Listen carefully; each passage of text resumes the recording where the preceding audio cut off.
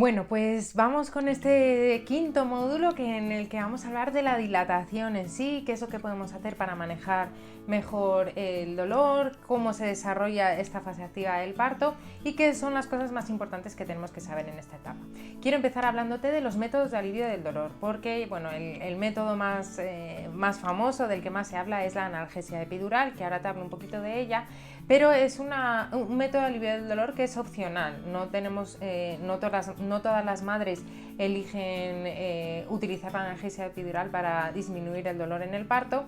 Entonces, por eso hemos de conocer otros métodos de alivio del dolor por si no quisiéramos ponernos la anestesia o analgesia epidural.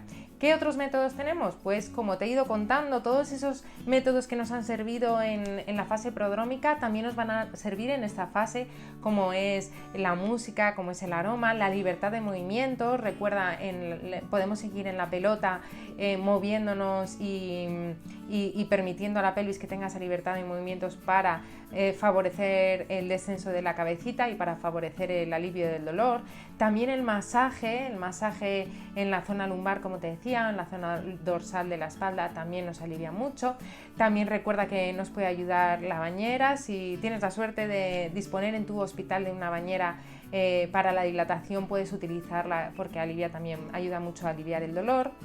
También el apoyo continuo de una persona que te conoce, que sabe qué es lo que necesitas en cada momento, que ha aprendido sobre todo esto que te estoy contando, que ya te digo que es ideal que la persona que vaya a acompañarte aprenda sobre todo esto, cómo evoluciona un parto, cómo se desarrolla, cuál es el tiempo que dura, etcétera, porque te va a ayudar mucho en esta fase. Y recuerda, por supuesto, la respiración, ¿vale? En esta fase es muy importante todo ese tema que te he hablado de la respiración y acompañada de una buena relajación del cuerpo, de todos los músculos de nuestro cuerpo para ayudar a esa fase activa del parto. También te quería comentar en este punto que hay una técnica que utilizan grandes deportistas, por ejemplo, que es la técnica de visualización. Esto es imaginarnos en una situación en la que nosotros nos encontramos bien, nos encontramos a gusto. Por ejemplo, los deportistas la utilizan, por ejemplo, un jugador de fútbol de élite pues se imagina a sí mismo ganando partidos, siendo exitoso en su carrera deportiva. Si tiene un partido en concreto muy importante, pues en ese partido se imagina ganando, metiendo goles, o si es un partido de tenis, pues ganando ese partido de tenis. Pues nosotros esta técnica, que está muy estudiada y se ha visto que ayuda mucho, lo podemos utilizar en esta etapa y también en la etapa prodrómica, imaginándonos a nosotras mismas teniendo a nuestro bebé, esa sensación de felicidad que nos invade cuando ponen a nuestro bebé en brazos, cómo nos vamos a sentir con la pareja o la persona que nos está acompañando. Todo esto hace que se liberen hormonas que van a ayudar, entre ellas la oxitocina, al parto, y nos va a ayudar mucho a que esa evolución siga de manera correcta. Así que si hay algún momento en el que te sientes un poco desbordada, que ves que hay algunas técnicas que no te funcionan o que ya estás cansada de utilizar algunas, prueba a utilizar esta técnica de la visualización, de imaginarte a ti misma en tu parto. Es importante que en este momento intentes sentir esas sensaciones que sentirías en esa situación que te estás imaginando. Por ejemplo, si estás imaginándote tu parto, pues imaginar ese momento en el que te ponen a tu bebé encima, que está mojadito, que está calentito, que te lo tapan, que empiezas a notar que se mueve encima de tu tripa, ya no está dentro de ti, sino sobre ti, que llora, esa sensación de alegría inmensa que te invade la primera vez que le oyes llorar, mirar a tu pareja y ver su reacción, que muchas veces esto pues es algo que se nos queda grabado en la mente para toda la vida. Todo ese momento de felicidad inmensa y de sentirte a gusto, si te lo imaginas, intenta sentirlo en este momento, también te va a ayudar muchísimo a reforzar tu confianza y ayudarte en la dilatación. Y ahora te hablo un poquito de la analgesia epidural. Como te decía, es un método de alivio del dolor, en principio es el más eficaz para aliviar el dolor del parto, pero es algo que es decisión tuya, ¿vale? Yo creo lo ideal es que ya desde estas últimas etapas del embarazo empieces a pensar cuál es la decisión que tú quieres tomar sobre la analgesia epidural. Lo ideal es que lo pienses ya, pero no quiere decir que si ahora ya dices que vas a querer la epidural vaya a ser obligado que te la pongan, y al revés, que no la quieres, que ahora dices que no la quieres y luego llega el día del parto y empiezan las contracciones y al final la quieres, pues no pasa nada, puedes cambiar de opinión sin ningún problema. Esto es importante, ¿por qué? Porque he visto muchas mujeres que decidían previo al parto no ponerse la epidural y luego durante las contracciones decidir ponérsela y sentir como una sensación de frustramiento, de frustración, perdón, o de fracaso, que no se sentían a gusto consigo mismas porque pensaban que habían fracasado en su parto por ponerse la epidural. Y esto no es así, podemos elegir el método que queramos y podemos cambiar de opinión en el momento que nosotros queramos. También es verdad que hay que seguir unas pautas porque hay momentos en los que ya a lo mejor no se pueda poner la epidural, pero respecto a nuestra decisión podemos cambiar sin ningún problema y no tenemos que sentirnos mal, porque hay muchos partos que tienen epidural y pueden ser partos preciosos y maravillosos. Y al revés, también podemos cambiar de opinión en el sentido contrario, de pensar que vamos a querer la epidural y llega el momento de la dilatación, estamos muy centradas, hacemos todos estos métodos no farmacológicos de alivio del dolor que te he ido contando y vemos que lo vamos llevando bien o que de repente el parto se desarrolla de manera muy rápida y o bien no nos da tiempo a ponernos la epidural o bien decidimos no ponérnosla y no pasa nada. También puede ser un parto maravilloso y sobre todo cuando ya haya nacido el bebé, no seguir ahí con la cosa de que no me ha dado tiempo o que no me he podido poner la epidural, porque lo que hay que hacer es disfrutar de que ese parto haya salido tan bien. Bueno, ¿cuándo se pone la epidural? Pues como te decía previamente, lo ideal es esperar hasta esa fase activa de parto, cuello centrado, borrado y dilatado 3-4 centímetros para que no alargar tiempos, eso es lo ideal, ¿vale? Esperar hasta ese momento. A partir de ahí se puede poner en cualquier momento, no hace falta ponerlo ahí, poner la epidural ahí, porque puedes decir, pues lo estoy llevando bien, prefiero esperar y se puede poner con 5 o 6 centímetros. Luego, ¿qué pasa? Que ahí tenemos ahí un poco la dicotomía de a partir de qué centímetros ya no se puede poner. Es verdad que hay matronas y hay profesionales que dicen a partir de los 8 centímetros no se pone epidural. A mí no me gusta decir eso porque realmente creo que hay que individualizar cada caso y ver cómo son las condiciones de esa madre en ese momento. Porque puede ser que sí que dé tiempo y se pueda poner la epidural incluso con una dilatación de 8 o 9 centímetros, si vemos que la cabeza tarda en descender, está alargándose un poquito más esa fase final del parto, sí que se podría poner. Es verdad que es poco frecuente esto, lo más normal es que si ya hemos llegado a esa fase sin epidural, el parto se desarrolle rápido y o bien no dé tiempo a poner la epidural o bien no dé tiempo a que esa epidural haga efecto. Entonces es verdad que en esa fase final del parto, puede ser un poquito más complicado el decidir sí o no, dependiendo de las condiciones obstétricas de cómo estés tú y de tu cuello. ¿Cómo se pone la analgesia epidural? Bueno, pues se pone con un pinchacito en la espalda. Es algo que no suele dar mucho miedo, pero es verdad que pinchan con una aguja gorda porque tienen que llegar a un espacio epidural, que es un espacio virtual, y pinchan con una aguja gorda, pero previo a ese pinchazo ponen un poco de anestesia local para que no nos duela ese pinchazo y ese duele poquito, ese pinchazo no duele nada. Se pone, ya te digo, entre unas vértebras en la espalda, en la columna. Y lo más importante que tenemos que saber es que tenemos que estarnos muy quietos porque es muy difícil localizar ese espacio epidural. Hay que saber cómo localizar ese espacio epidural y para ello tenemos que estar muy quietos porque además si nos movemos puede ser peligroso. ¿Qué tenemos que hacer aquí? Pues aquí nos tiene que ayudar muchísimo la respiración, la relajación y la visualización. ¿Vale? Pensar en que vamos a tener el parto en breve, que esa respiración nos va a ayudar y no movernos nada durante toda la realización de la técnica de la analgesia epidural.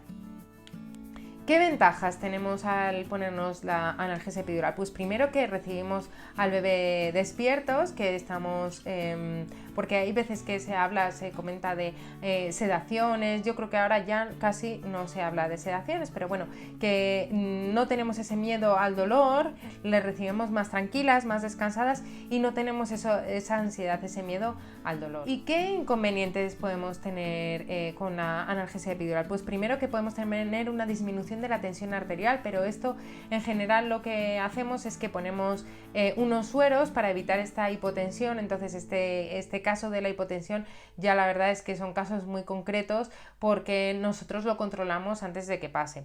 Otro inconveniente que puede tener la epidural es que se alarguen un poquito los tiempos, que se retrase ese periodo de dilatación y por último en la fase activa, en la fase de expulsivo del parto, puede ser que no notemos esas ganas de empujar, entonces que nos pueda ser un poquito más más difícil empujar y nos tengan que ayudar, e incluso que tengamos más probabilidades de que sea un parto instrumental, con un forceps, una ventosa, porque no notemos también esas ganas de empujar. Muchas madres que tienen epidural empujan bien, porque aunque no lo noten, nosotros los profesionales decimos en qué momento tienen la contracción y en ese momento empujan y pueden tener un parto normal sin ningún problema. Pero es verdad que es más frecuente que haya partos instrumentales en partos que tienen epidural que en los que no lo tienen.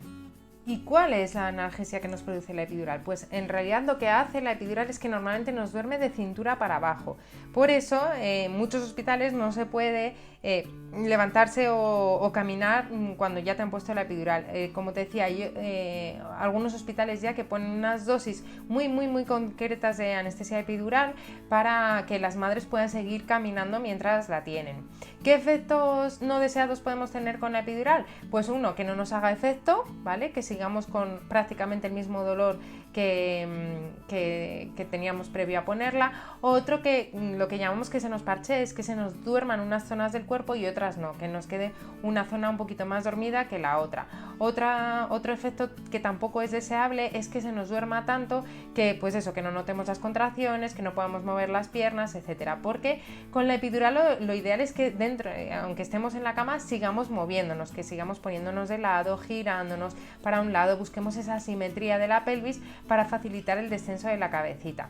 Entonces, si tenemos una dosis más elevada de epidural que nos limita los movimientos, pues puede ser más complicado luego ese descenso, los pujos, etcétera. Bueno, y habiendo hablado de los métodos de alivio que tenemos del dolor durante la dilatación, quiero hablarte también del acompañante. Como te he ido repitiendo a lo largo del curso, es muy importante que busques una persona de confianza, que le cuentes todo esto que te he ido diciendo y que te transmita serenidad, que te transmita tranquilidad, que te transmita seguridad en ti misma y que sepa todo esto que hemos estado hablando. Antes no dejaban que un acompañante, una persona pasara con nosotros en la dilatación, y la verdad es que yo creo que tenía que ser muy duro, pero ahora que ya dejan pasar a un acompañante, recuerda apoyarte en esa persona, contarle cómo te sientes, pedirle lo que vas necesitando en cada momento, y ya desde ahora que sepa todo esto para que te ayude a darte tranquilidad. Es muy importante el papel del acompañante durante el parto. Y ahora te quiero hablar unas pinceladas muy básicas de cosas que he ido oyendo a madres que cuentan en sus partos. Pues me hicieron esto, y que sé que si no lo conocemos puede hacernos dudar, nos puede hacernos sentir inseguras. Entonces te quiero dar unas pinceladas básicas de esos he oído hablar de. Lo primero, por ejemplo, es la maniobra de Hamilton. Es una maniobra que se utiliza a finales del embarazo, en las últimas semanas, últimos días ya del embarazo, cuando ya estamos a término, que es lo que se hace con la exploración vaginal para ver cómo está el cuello del útero. Lo que hacemos es que introducimos un poquito, tiene que estar el cuello un poco dilatado, por supuesto, los dedos entre el cuello y las membranas, para estimular un poquito ese inicio de las contracciones si no han empezado todavía y queremos que empiecen. Igual que en esta maniobra, te voy a hablar en otras maniobras. Ninguna es obligatoria ni tenemos que demonizarla. Yo creo que lo importante es que valoremos cada caso, valoremos nuestro caso individual y ver qué es lo que viene mejor, porque a lo mejor una madre que ya ha llegado al final del embarazo, que se le está alargando la cosa, pero todavía dentro de un tiempo normal, pero ya se le está haciendo muy pesado y se agobia, pues a lo mejor esa madre sí prefiere que le hagan esta maniobra de Hamilton para intentar favorecer esa estimulación de las contracciones para ponerse de parto, pero a lo mejor hay otra madre que prefiere que su parto empiece de manera completamente espontánea y prefiere que no le hagan esta maniobra para que empiece su parto sin hacerle nada. Entonces yo siempre digo que hay que individualizar cada caso y ni que sean obligatorias ni que hay que demonizarlas. Esto, por ejemplo, cuando te hable del plan de parto, es una de las cosas que podemos poner si queremos o no queremos que nos la realicen, la maniobra de Hamilton. Otra cosa de la que te quería hablar es de la canalización de vía. Es otra de las cosas que yo creo que no tenemos que demonizarla. Es una de las situaciones que yo creo que le tenemos, a lo mejor quizás le hemos cogido miedo a esto de la canalización de vía, que es que nos cojan una vía para ponernos un suero. Yo pienso que esta sí que quizá pueda ser una de las técnicas que nosotros recomendamos, porque el tener una vía canalizada, si se presenta una urgencia, una emergencia, nos puede ayudar a salvar mucho tiempo. Entonces creo que sí que nos puede ayudar. Es verdad que tampoco tendría que ser obligatoria si realmente no lo quisiéramos. Hay hospitales en los que dicen que sí que tiene que ser obligatorio y si no quieres tienes que firmar un consentimiento, pero yo quiero que no le tengas miedo. Es decir, si al final te canalizan una vía, lo que quiero que pienses es que eso no tiene por qué hacer que ya estés enganchada a un suero sin libertad de movimiento, etcétera, porque lo que podemos hacer es simplemente canalizar esa vía, dejarla con un taponcillo puesto y que nos deje libertad de movimiento sin tener que poner suero ni nada, y en caso de que la tuviéramos que utilizar, ahí la tenemos ya canalizada. Pero también es otra de las cosas que podrías tú decidir si lo quisieras o si no. Luego, otra de las maniobras de las que podemos hablar es de la monitorización durante la dilatación. ¿Eso qué es? Pues lo que te decía al principio del curso, de monitorizar al bebé y las contracciones con un aparato por fuera de la tripa. Antes se hacía en todos los partos una monitorización continua. Esto quiere decir que se monitoriza al bebé desde el principio y ya todo el tiempo con el monitor puesto hasta el parto. Ahora se ha visto que se pueden hacer periodos ventana. Esto quiere decir que se monitoriza al bebé durante 20 minutos y si todo está bien se quita el monitor durante una hora y se vuelve a poner 20 minutos y así. También es una de las cosas que tú podrías decidir. ¿Qué podemos pensar en esto? Que puede ser o bien una monitorización discontinua intermitente, o si la tenemos continua también podemos pensar que hay sitios en los que hay telemetría. Esto quiere decir que el monitor se pone en la tripa pero no hay cables que lo lleven hasta un aparato, entonces eso nos sigue permitiendo mucha libertad de movimiento, seguimos escuchando y controlando al bebé todo el tiempo y podemos seguir moviéndonos sin ninguna restricción en el movimiento. Más cosas, más palabrotas, la amnioresis. Bueno, la amnioresis es la rotura de la bolsa. Como te decía en el módulo anterior, la amnioresis, la rotura de la bolsa, puede ser espontánea, que la rompamos nosotros sin hacer nada, o puede ser que nos la rompa el profesional. Lo mismo la amnioresis ni tiene que ser obligatorio en todos los casos ni tiene que ser demonizada. Esto quiere decir que no es necesario romper la bolsa en todos los casos porque la bolsa se rompe para estimular las contracciones, favorecer que la cabeza del bebé apoye en el cuello del útero y favorecer la dilatación, ni es necesario en todos los casos cuando queremos, por ejemplo, que el parto sea lo menos intervenido posible, no es necesario romper la bolsa si el parto va evolucionando de manera normal, pero tampoco hay que demonizarla. Esto quiere decir que si por ejemplo vemos que el parto se ha estancado, que se ha parado un poquito, que se ha detenido, podemos emplear la amniorexis para favorecer que se vuelva a activar esas contracciones, activar esa dilatación, etc. Entonces, lo mismo que digo siempre es individualizar cada caso. Esto es otra cosa que podrías poner en el plan de parto de si quieres o no quieres que te rompan la bolsa. Por ejemplo, sería, pues si no es necesario, deseo que no se me rompa la bolsa si no se detiene el parto, si se van cumpliendo los tiempos correctamente. Otra cosa, la oxitocina, el goteo de oxitocina. Bueno, pues lo mismo, ni es obligatorio en todas las mujeres, ni ha de ser obligatorio, ni tampoco hay que demonizarlo en determinados casos, hay que individualizar. La oxitocina lo que hace es que nos produce contracciones. Esa oxitocina endógena que nosotros liberábamos de forma espontánea, como te decía, pues también se puede poner de manera sintética, es decir, en goteo, para favorecer esas contracciones.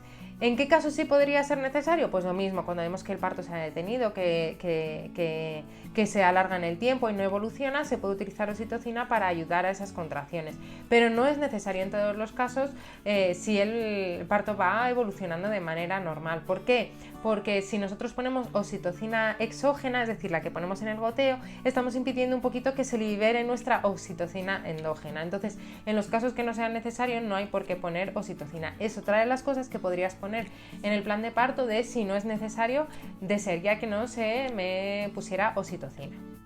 Recuerda que puedes utilizar una pelota durante toda la fase de dilatación, la fase activa, hasta incluso el parto. No hay ningún problema en utilizar la pelota para favorecer esa libertad de movimientos de la pelvis.